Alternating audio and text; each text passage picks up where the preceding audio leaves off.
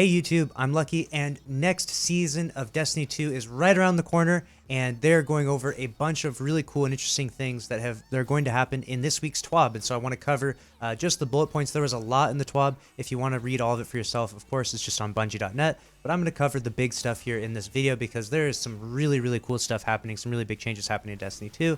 The first thing I'm going to cover is legendary armor ornaments. As noted in a previous TWAB, we have shifted the Season 11 armor offering to be a gameplay reward for aspirational content. So that's really cool to see the change in you don't have to buy these particular ornaments. You can, earn them through gameplay. I'm really excited to see how that plays out. And along with that, there was a mention of the Wishes of Sorrow ornament. Now this is the Thorn ornament. It's my absolute favorite ornament. I got a picture of it here. This is my beloved Thorn ornament. I've made many videos on this. I love this thing. It's exclusive in the game right now. If you bought it back in the day like I did when it first came out, no one else can get it in the game right now. So this will unfortunately be returning to the game, and so everyone else will have it. It won't be as exclusive anymore, but it's been a good time. We had a good run, and everyone else will be available to get this really cool Thorn ornament. It's really nice. The sights that it puts on it are really cool, so I genuinely really like this, and I find it makes using the Thorn a lot more fun. Moving on to the Sandbox changes, they cover a few key points here. Only solar seasonal mods are intended to stack. No part of Arc mods are intended to have stacking functionality. So essentially the Arc mod, which is Powerful Friends, is going to be, not as effective as it was before. It's going to be essentially ruined in the future. It's not going to be as good. Right now, the reason why it was so good is because it could stack, and I don't think it's going to be as good or as popular in the future. That remains to be seen, though. They did a section on raid rewards. The following raid exotics now have increased drop chances: 1,000 Voices, Anarchy, Always on Time, Exotic Sparrow, from Scourge of the Past. Now this is really cool. Their drop chance begins at 10% and increases to a maximum of 50% over 20 clears. So if you haven't gotten these exotics, it's going to be way easier to get them. Some people had to, grind 50 plus clears to get these exotics to drop for them, and some still haven't even gotten it. But now they're actually increasing the drop chances, and so if you go in and complete the raids and get completions, your chances of getting it increase with each completion. So, after this update, definitely get in there and grind those raids. You'll want to do it anyways because the armor that comes from that is really good stuff. So it's worth it either way. The next one, now this is a big one and the one I wanted to focus the most on, which is Trials rewards. The first is additional Masterwork material rewards now drop at 3, 5, and 7 wins. That's really cool. So you get additional Masterwork material rewards at 3, 5, and 7. So definitely more incentive to hit the 3, 5, and 7 win threshold instead of what people were doing for a little bit there, which is just farming 3 wins and then resetting. The next one is the absolute biggest one, though. It says, added a Trials weekly bounty, which unlocks Trials engrams on Saint 14. The bounty reward will match the win 3 milestone reward of the week. So, like I've mentioned, if you can't get 3 wins, earlier in many videos I've mentioned this, you now have a Trials weekly bounty which can get you that 3 win reward, meaning that all your tokens are now valuable because you can go to Saint 14, turn them in, and get Trials engrams to drop for you. So if you are having a really tough time in Trials, if you're just getting absolutely punished, getting your dick ripped off in there, you can't get any wins at all, you can now go into Trials. And another point that's being brought up, though, is that there are no more tokens being given for match completion, so losing a match doesn't get you any tokens, so definitely don't go in there just to lose. Go in there to complete bounties if you can't get wins. If you can't get wins, try and complete those bounties. That will get you the tokens you want, so that way you can get Trials engrams to drop and hopefully get those God Roll guns that you're looking for. The next point mentioned is Trials tokens distribution has been rebalanced to focus on wins 3, 5, and 7 of a Trials passage. This includes repeat passages, so if you were to repeat passages, I believe you're going to get focus more on 3, 5, and 7 wins. You're going to want to climb the ranks and actually get to those 7 wins. So this is really good, incentivizing, climbing the ranks as you're supposed to do instead of just staying down and gatekeeping at 1, 2, and 3 wins. As I mentioned earlier, Trials tokens no longer awarded for match completions.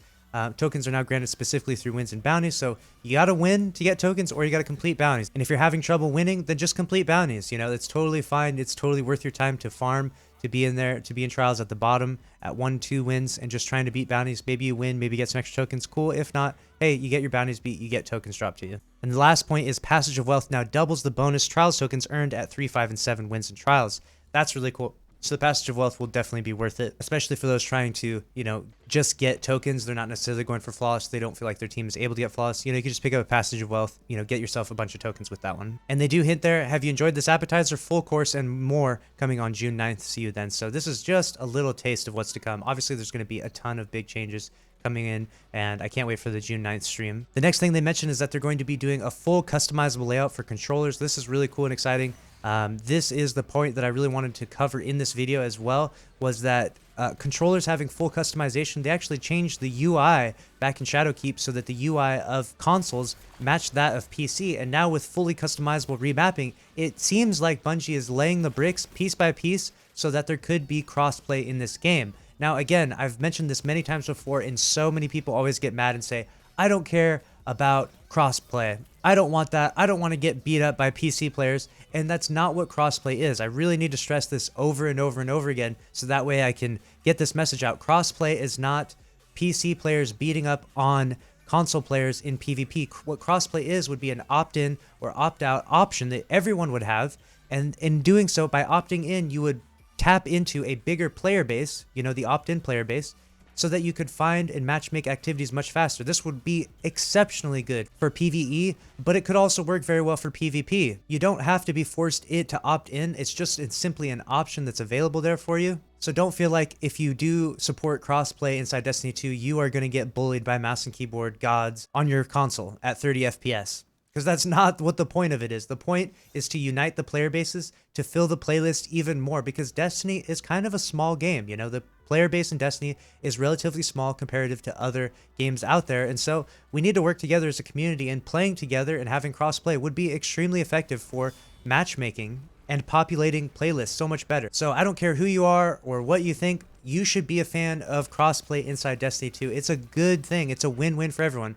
There would always be an opt-in option or opt-out option. You would not be forced into playing PC players inside the Crucible, or forced to playing with PC players inside PvE, even though it wouldn't matter. Obviously, you would not be forced into it. It would just be purely an opt-in, opt-out thing. So it's a win-win no matter what. You get the choice of whether or not you want to play against PC players in Crucible or not. And one really big benefit that I will mention, because this is very tempting to me, is that if there was crossplay, imagine if you're a console player and you want to play with me on PC, me and my friend are doing carries, you could play with us on your PS4, you could boot it up, turn it on, you could play against us, and we could carry you to the lighthouse on your PS4 while we're playing on PC. And then you could opt out afterwards and you don't ever have to play with or against PC players ever again. Like, this is a beautiful, beautiful thing. Crossplay is an amazing thing. You should be a big fan of it inside Destiny 2, trust me.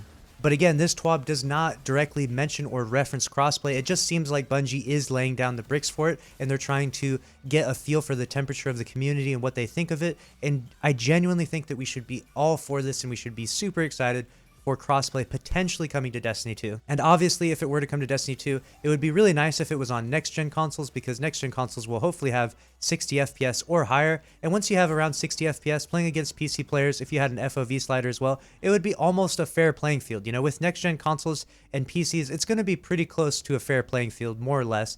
And it would be really, really cool to see the Destiny community united across all platforms, in my opinion. But let me know what you think of that, and let me know what you think of this video. Make sure to subscribe if you want more content like this. I appreciate everyone that subscribes with notifications on, and I'll see you in the next video. And I'll see you in Season 11. Later. Oh, and just as I'm about to render and upload this video, Bungie Dev DMG just tweeted out saying that they are nerfing Antaeus wards. If you want more details on that, make sure to go follow me on Twitter. The link is in the bio of this video. Woo! Antaeus wards get nerfed. Interesting.